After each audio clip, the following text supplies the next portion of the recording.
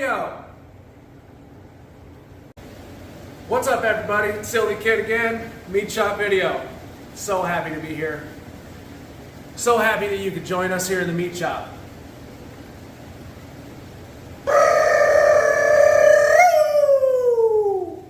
Alright, we're going to do some violence today. This is the deceased carcass of a overgrown jackalope. And I've got a bunch of blades here, none of which were designed for practical use per se. They were all designed for self-defense purposes. That means the maker designed the edge and the shape of the blade with selling it to the customer, the intention being for that customer to maybe have to use it against flesh and bone. It's not very often I get a chance as a blade consumer to test my blades on real flesh and bone. But being a member of the meat shop, I have the opportunity, and I'm going to share it with you guys because, I mean, who doesn't want to see what high-end blades will actually do to flesh and bone? Or what flesh and bone will do to high-end blades?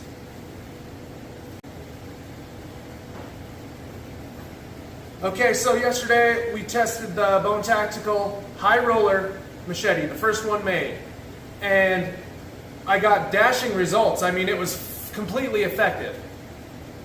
I took it out of the sheath to use it for the first time ever after owning it for like close to a year and never wanting to sully it because it's gold, it's the first of its kind, and it's extremely expensive, but it is marketed by the maker as a fully functional, fully reliable, time-proof, heirloom quality fighting tool. A machete specifically designed for fighting.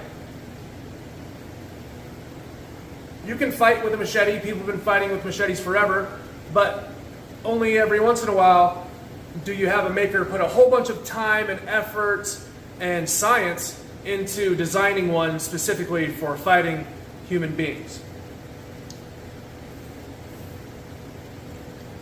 That's what this is. And yesterday I tested it on real flesh and bone. I slashed it multiple times right through the rib cage of a cow elk. And the blade didn't like it. Too many more of those. It did not fail me.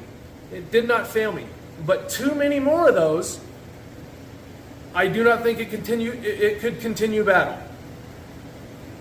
That's why I'm, as of now, in the position of thinking that there's a difference between a fighting machete and a battle machete.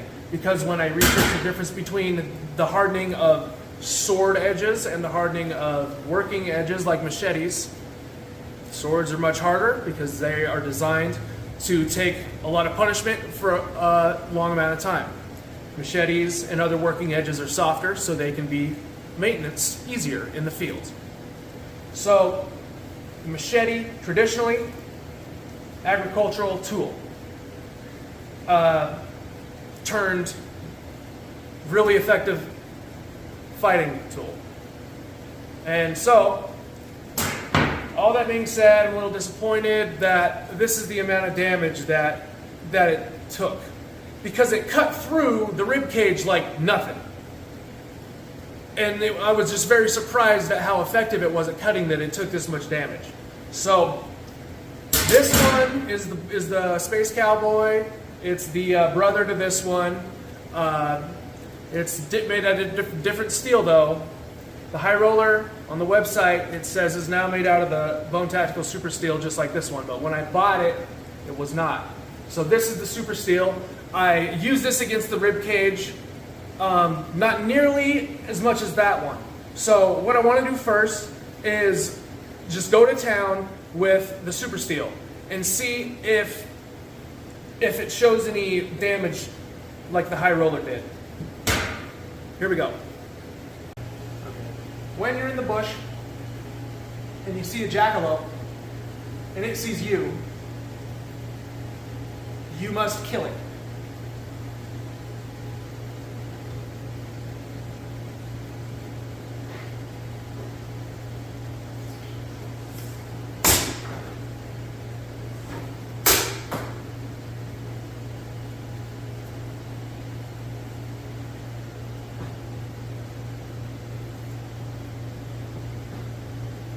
Nothing. Looks good to me.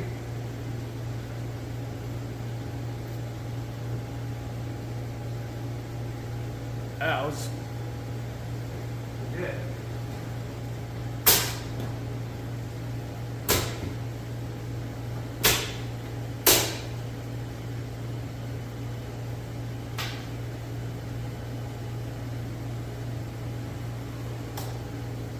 I really dented that one up on the neck bone, I think, so I'm going to go for the neck bone.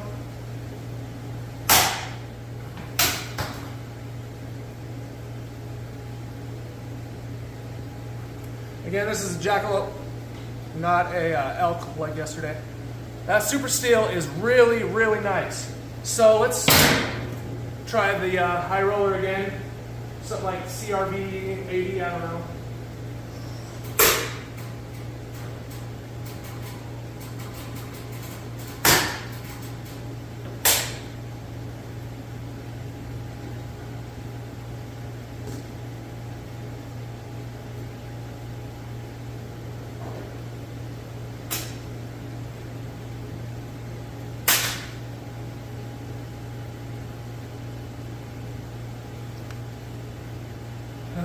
I just kind of naturally hit it in that same spot where it's dented already.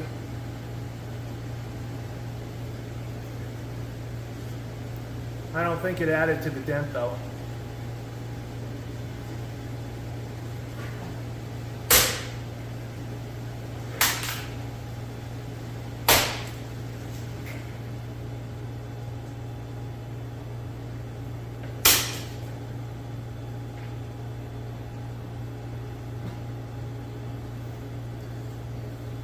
Could be just weak points in the blade.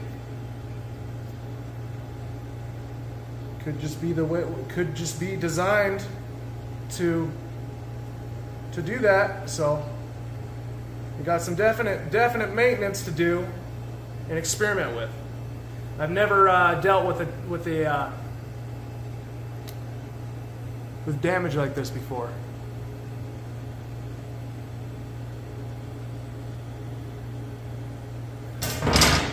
Silly the Kid is a learning channel. All right, well that was a lot of fun. Jackalope is much smaller than an elk.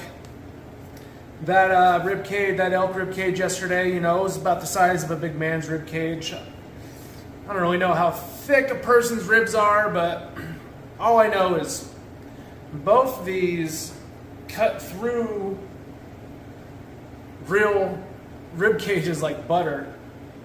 The super steel is looking pretty immaculate. Pretty immaculate.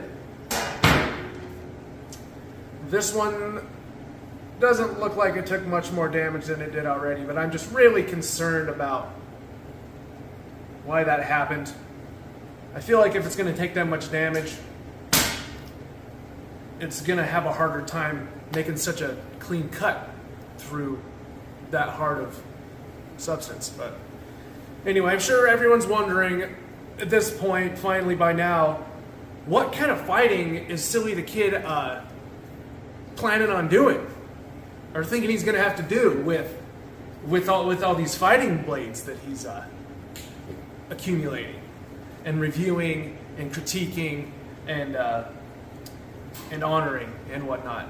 Well, I am an American civilian and I don't live in a big city, so I'm not really looking at like a whole lot of fighting. But as an American civilian, the kind of fighting or battle I might see one day would be civil unrest, in my opinion. So I'm thinking in civil unrest, you don't want a bunch of people out with guns just shooting everybody. So I'm not going to be that guy. But I will be the guy with the big ass blade that you don't want to fucking get near. So in that scenario, I feel like I'm going to need that blade, the edge on that blade, to last me all day on a bad day. I'm going to want it to last me all day, and I'm not going to want to have to stop and maintenance it, in a real big hurry. So I would say this machete is a little fucking janky. This super steel is amazing, and I mean, I took it against hard bone,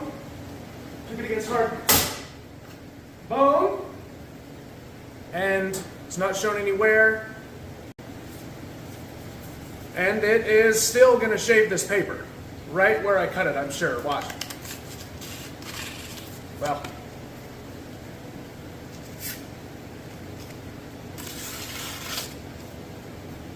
you know, I'm still going to be able to fucking clear brush, or, you know, make some kindling or firewood or whatever it is if I'm stuck with just the machete after a hard day's use.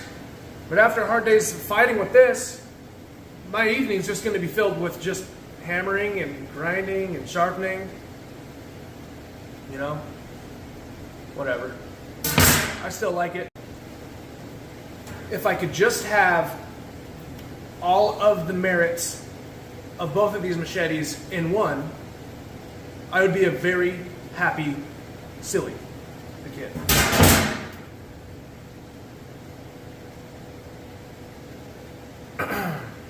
That's the conclusion to this. That's the conclusion to this blade testing here at the meat shop. Thanks for joining us. Goodbye.